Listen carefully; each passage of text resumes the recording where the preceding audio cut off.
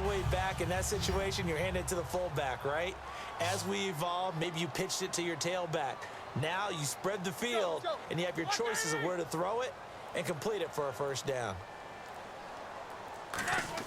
On 1st and 10, it's Roethlisberger. Oh, the ball comes out on the hit, but they'll say it's incomplete.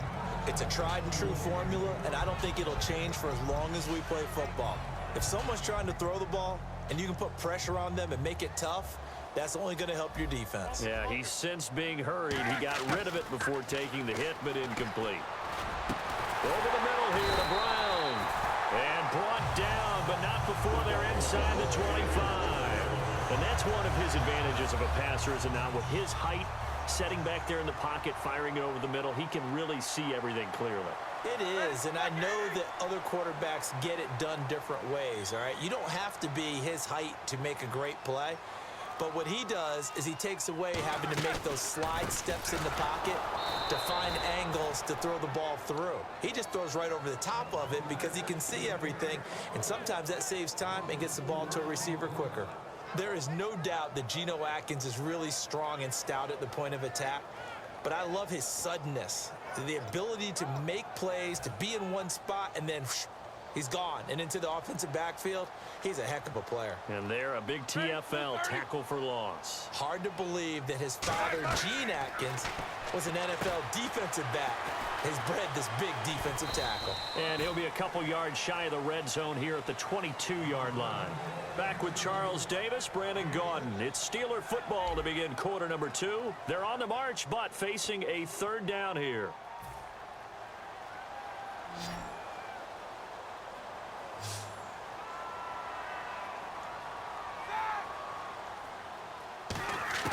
On 3rd down, Roethlisberger. And he fires one, but incomplete. Now Chris Boswell for the Steelers field goal try. From the left hash, this from 39. And Boswell's kick is good. And they are on the board, but still trailing. It's 7-3. And that field goal caps an 11-play drive. It's a lot of offense to run to only get 3 points, but they'll take them. Anytime you can put anything on the board, you run to your sideline, somewhat happy. And the decision to bring it out is going to cost him about 7 yards all told, as he's taken down back shy of the 20. So now the Bengal offensive unit back out onto the field. And they'll just simply be looking to build off the confidence of the last time out where they scored a touchdown. That confidence is powerful, isn't it? When you've scored once, you feel like you can go back out there and get it done again. Doesn't matter what the defense throws at them. They feel like they're in a groove right now, and they want to get out there and show it. Yeah, hoping to stay in that groove here this go-around. Green will come in motion right.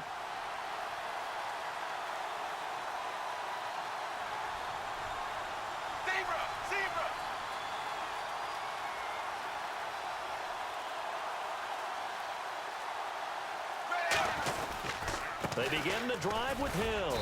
Limited running room as he'll get about 3 to the 21. Stephon Tuitt, the one that got him down. Partner, you know I love to point out when teams break tendency and do something a little bit different from the norm.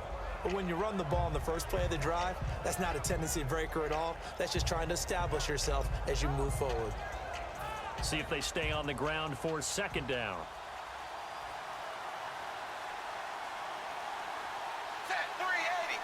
The wide receiver moving to a new spot.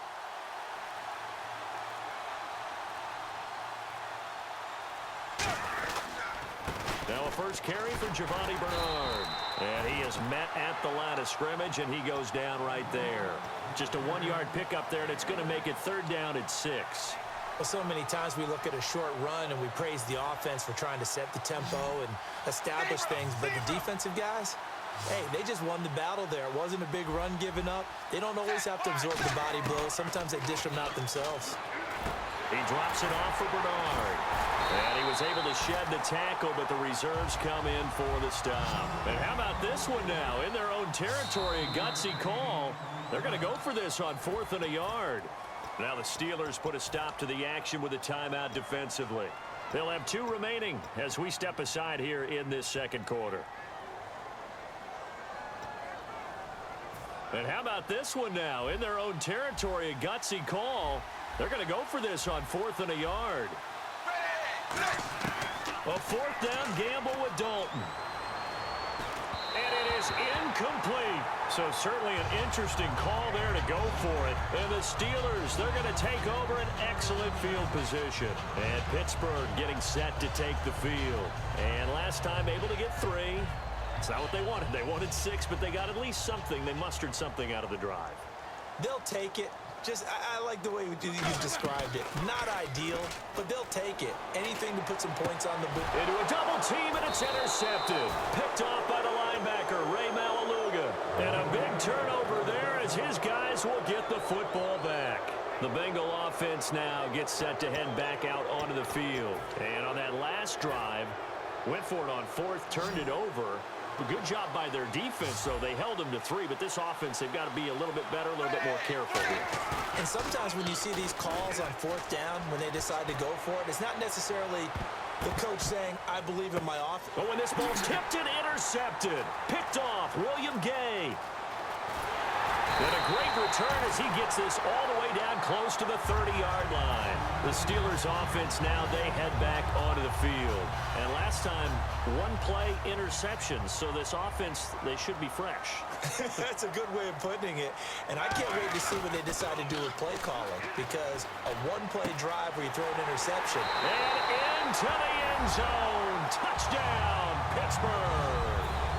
Sammy Coates, 31 yards. And the Steelers have taken the lead. As a fan, is there anything prettier than a well-executed post route? No, it's a thing of beauty, especially when it's done like that for a touchdown. The throw, the catch, and how about the run after to get it to the end zone? This fielded a few yards into the end zone. And he'll get it up past the 20 to the 22-yard line. And out now, here come the Bengals. And last time wasn't pretty. 1 play and an interception. We'll see if they can do better. I want to see if they want to go ahead and throw the ball again now on this drive after what happened on the last one. Throw it on the first play. Give the quarterback some confidence. See what happens. Trying to shake off the interception. He'll look to throw. He's going to let it go again. A battle for it, and it's intercepted. A great read, and it's picked off.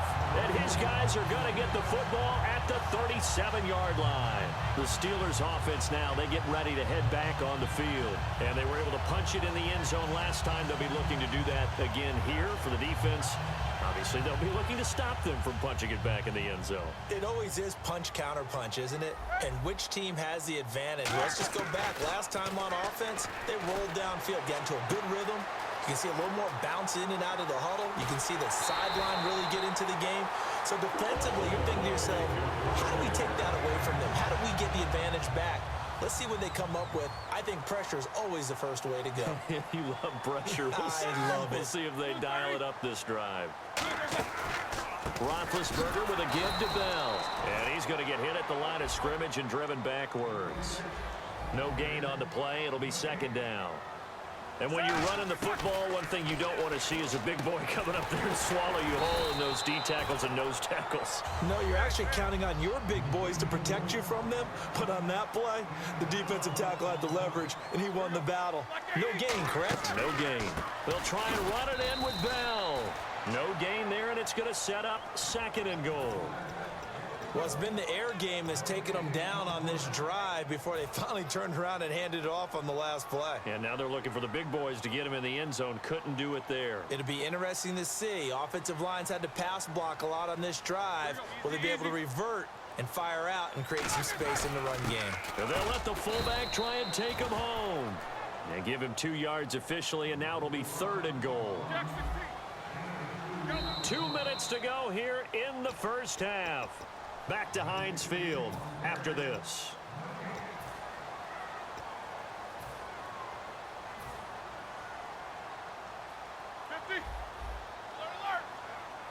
They come out with 1 back and 3 tight ends. Big, and he's into the end zone. Touchdown, Steelers.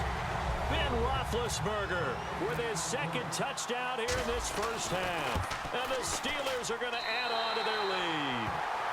And he's able to put it through. Boswell now to kick it away after the touchdown. This fielded a few yards into the end zone.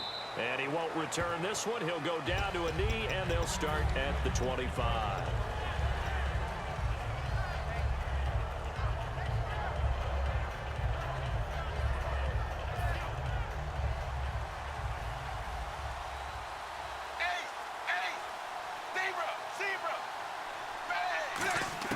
They go back to the air here after the INT. Underneath, this is Bernard. And down he goes, but he takes it up to the 40. It's a gain of 15 that time. And it's good enough for a Cincinnati first down. And now they're in the hurry-up. Dalton now to pass. Brought in here by Tyler Eifert.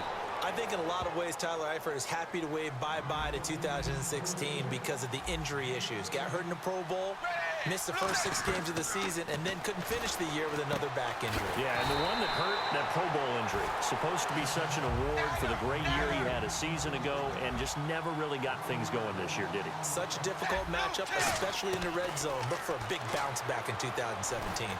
He's going to flip one out here to his running back. And able to break one tackle, but then quickly brought down. But a nice little gain. Give him 10 yards on the pickup, and that is going to set up a 3rd and 1. Despite only needing one, Dalton to throw. Out to the flat, that's complete to his running back. So the kick from here on a field goal would have been right at 53 yards, but instead, offense out there. They're going for it. They'll try to pass on 4th down. Dalton looking for his running back, and he's got him. Marvin Lewis tries for it, but comes up empty. And this Steeler defense able to come up with a stop. And now out come the Steelers. And that last drive, a long drive, but not just that. They had a great air attack going. Do they stick with that? I would think that they would, because if they were confident enough to do it on the last drive, starting backed up in their own territory, why would you change anything? They've got to be confident about what they're presenting and continue to do so. Yeah, because the secondary, they really... A 50-50 ball here, and it's intercepted. Picked off by Adam Jones. And a big turnover there as his guys will get the football back. Cincinnati now ready to take the field. And what do you think goes on here in this situation? If you got the football, you're trailing, you're back in your own territory with just a little time. Do you try something? You're thinking about jump-starting your team, right? You just mentioned it. They're down. Now whistles come in. We're going to get a timeout here by the offense. So that means they're down to 1 remaining here as we head toward halftime.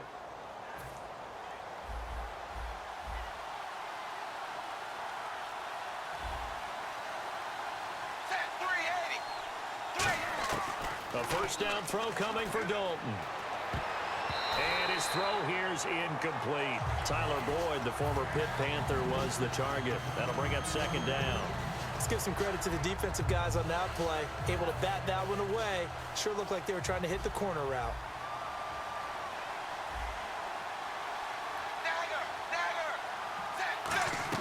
Play action now. Dalton. He's going to launch this thing way downfield. It's caught inside the 25. Now hold everything here. We're going to get a timeout by the offense. And with halftime on the horizon, they'll be out of timeouts from here forward. They send Green to the left on his own. Dalton, 1st and 10. Escaping the pressure right. Incomplete, and we're down to 8 seconds now. His big tight end, Tyler Eifert, the intended receiver. And now it's 2nd down.